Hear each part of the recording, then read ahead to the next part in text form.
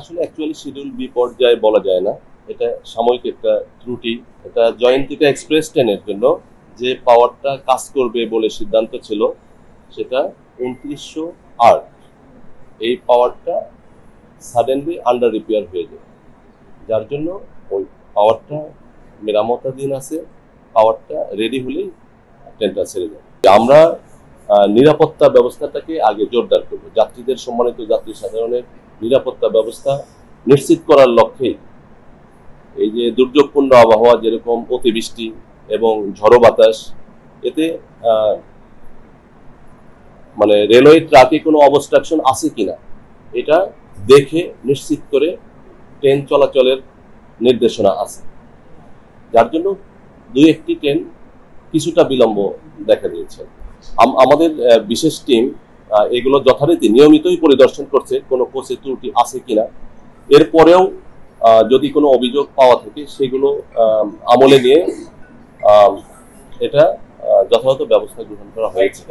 দুই একটা ট্রেনের বিলম্বতা দেখা গেছে। এখন পর্যন্ত 25টা ট্রেন ছেড়ে গেছে। ঢাকা স্টেশন থেকে 43টি আন্তঃনগর ট্রেন বিভিন্ন গন্তব্যে ছেড়ে যাবে। এছাড়া মেল, কমিউটার এবং লোকাল ট্রেন ছেড়ে যাবে। টোটাল আমাদের 62টা ট্রেন ছেড়ে যাবে ঢাকা স্টেশন থেকে। ঢাকা স্টেশন থেকে আন্তঃনগর, মেল, কমিউটার এবং লোকাল ট্রেন সব মিলে 62টি ট্রেন ঢাকা স্টেশন থেকে ছেড়ে যাবে। এর মধ্যে অলরেডি 25টা ট্রেন ছেড়ে গিয়েছে। দুই একটি ট্রেন বাদে সকল ট্রেন যথাসময়ে ছেড়ে যায়।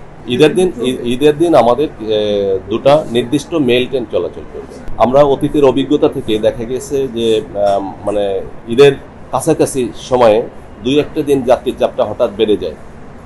ওটাকে আমরা অতীতের অভিজ্ঞতা থেকে আমরা আমাদের ব্যবস্থা গ্রহণ করেছি এবং ধারণা করা হচ্ছে 4 এবং 5 তারিখে যাত্রীর চাপটা বাড়বে।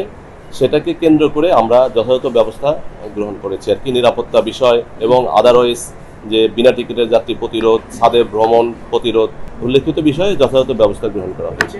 8 তারিখ থেকে আমাদের কিছু ট্রেন চলবে 8 তারিখে, আর 9 তারিখ থেকে যথারীতি সকল ট্রেন চলাচল করবে।